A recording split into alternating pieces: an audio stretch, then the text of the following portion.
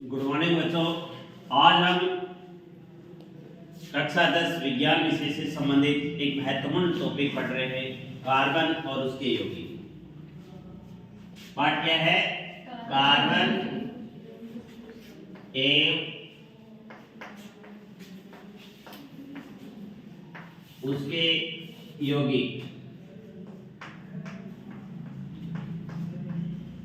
तो यह पाठ परीक्षा की दृष्टि से काफी महत्वपूर्ण है। अगर इस पाठ को आप सीख लेते हैं तो आगे जब 11वीं क्लास 12वीं क्लास में अगर आप साइंस लेंगे तब भी आपकी कोई समस्या नहीं आएगी। तो इसमें सबसे पहले आपको ये पता होना चाहिए कि जो कार्बन है, कार्बन की बात करेंगे तो कार्बन का प्रतीक क्या होता है। सबसे पहले आपको पता होना चाहिए कि कार्बन का प्रतीक क्या होता है। तो कार्बन का जो प्रतीक है वो क्या होता है? C होता है। क्या होता है? C। फिर आपको पता होना चाहिए इसका परमाणु क्रमांक क्या होता है। परमाणु क्रमांक, तो कार्बन का परमाणु क्रमांक है वो कितना होता है? 6 होता है। कितना होता है? 6 होता है। कार्बन का परमाणु क्रमांक 6 होता है। और इसकी द्रव्यमान संख्या है, द्रव्यमान संख्या है वो 12 होती है। द्रव्यमान संख्या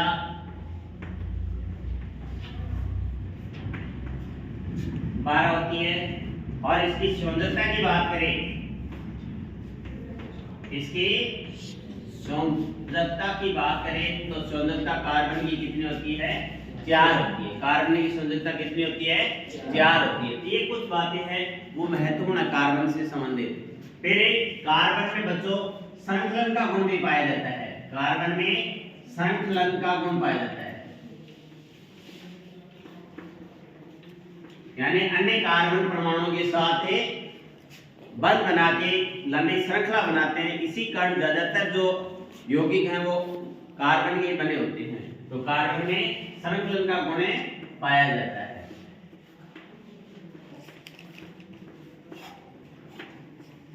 अब इस बात से रिलेटेड अपन 2-3 जो महत्वपूर्ण प्रश्न है उनकी बात करते हैं। तो एक तो बच्चों यहाँ पर प्रश्न आ सकता है एल्केन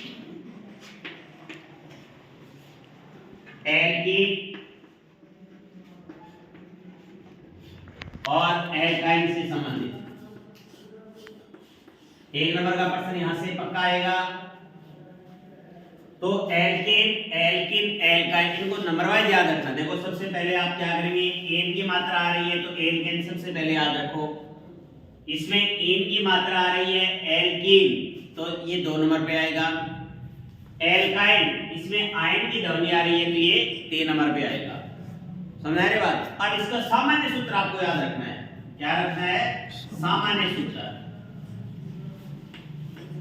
तो सामान्य सूत्र यानी ये क्या होते हैं? कार्बन एवं उसके यौगिक वाला जो पार्ट है तो इसमें ये क्या है? हाइड्रोकार्बन। कार्बन और हाइड्रोजन के संयोग से बने यौगिक हाइड्रोकार्बन कहलाते हैं। तो कार्बन और हाइड्रोजन हो गया, तीनों में कार्बन और हाइड्रोजन लिख दो, कार्बन और हाइड्रोजन लिख दो। ठीक है। अब सामान्य सूत्र की बात करें तो यहाँ पर अपन 1n से स्टार्ट करेंगे। तो 1n यहाँ पर 2n हो जाएगा।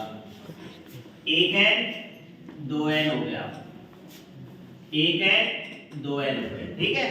अब आप क्या करेंगे, जो एल्केन है इसके सूत्र में आपको 2 जोड़ना है। कितना जोड़ना है? 2। और 2 यहाँ पर नीचे जोड़ना है, न कि यहाँ पर ऊपर। यहाँ पर आपको क्या करना है? 12 के पास में 2 लिखना है।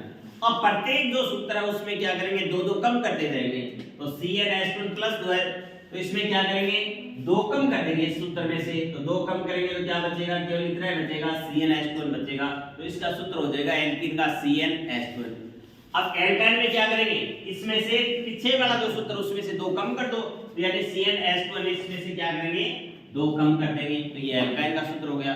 अब परीक्षा में यहां से पक्का सूत्र पूछा जाएगा कि एल्केन का सामान्य सूत्र है तो CnH2n प्लस 2 होता है। एल्कीन का सामान्य सूत्र है CnH2n होता है। एल्काइन का CnH2n माइनस 2 होता है। ठीक है। फिर आगे दूसरी चीज, इसमें अनुलग्न आप ये लिख सकते हैं। अगर कोई बड़ा प्रश्न आ जाए कि एल्केन श्रेणी की कोई 4 विशेषता लिखिए, तो जैसे पहला सामान्य सूत्र हो गया।